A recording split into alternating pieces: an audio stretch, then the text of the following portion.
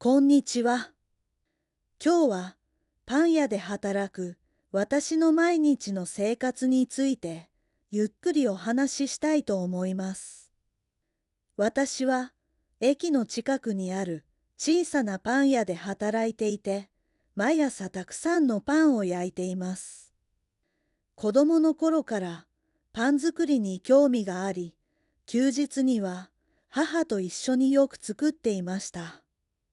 高校を卒業した後、パン作りを本格的に学ぶために、料理学校へ進学しました。学校を卒業してからは、地元で人気のある小さなパン屋で働き始めることになりました。パン屋の仕事は朝が非常に早いため、毎日まだ暗いうちに家を出発しています。店に着くと、まず材料を確認しながら、朝の仕込み作業を少しずつ始めていきます。小麦粉や牛乳、バターなどを混ぜながら、パン生地をゆっくり丁寧にすくっていきます。パンの食感がより良くなるように、生地は時間をかけてしっかりこねています。焼き上がったパンを店の棚へ並べると、店の中にいい香りが広がっていきます。自分が作ったパンをお客さんに選んでもらえると、大きなやりがいを感じます。私の店では、パンだけでなく、香りのいいコーヒーも多くのお客さんに人気があります。レジでは商品の説明をしたり、お客さんと楽しく会話をしたりすることもあります。会計が終わった後、パンが潰れないように丁寧に袋へ入れて渡します。店の周辺はいつも人通りが多く、休日になるとさらに賑やかな雰囲気になります。最近は新しいパンのアイデアを考える時間が以前より楽しく感じられるようになりました。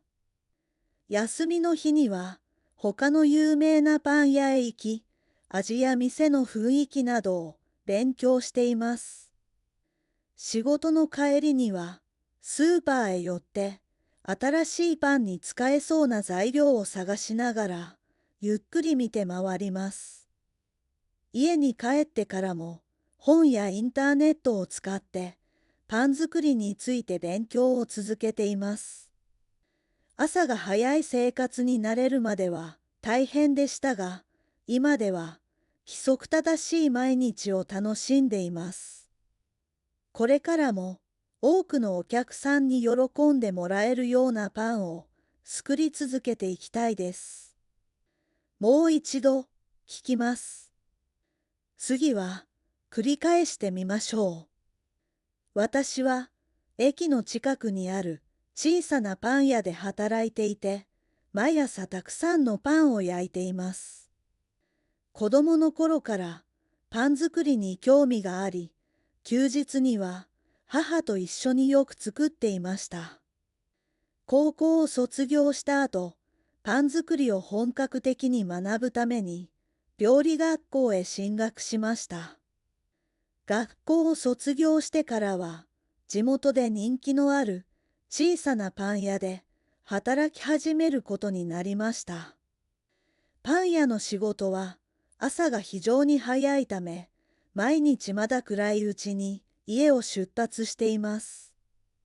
店に着くと、まず材料を確認しながら、朝の仕込み作業を少しずつ始めていきます。小麦粉や牛乳、バターなどを混ぜながら、パン生地をゆっくり丁寧にすくっていきます。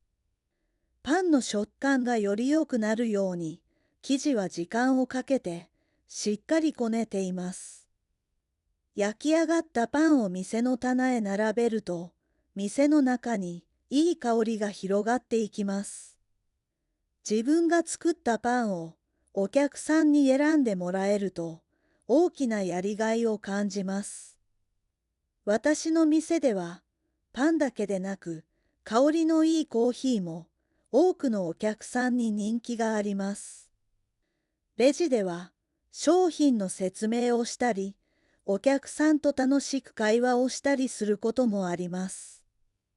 会計が終わった後、パンが潰れないように丁寧に袋へ入れて渡します。店の周辺はいつも人通りが多く、休日になるとさらに賑やかな雰囲気になります。最近は新しいパンのアイデアを考える時間が以前より楽しく感じられるようになりました。休みの日には他の有名なパン屋へ行き、味や店の雰囲気などを勉強しています。仕事の帰りにはスーパーへ寄って新しいパンに使えそうな材料を探しながらゆっくり見て回ります。家に帰ってからも本やインターネットを使ってパン作りについて勉強を続けています。朝が早い生活に慣れるまでは大変でしたが、今では規則正しい毎日を楽しんでいます。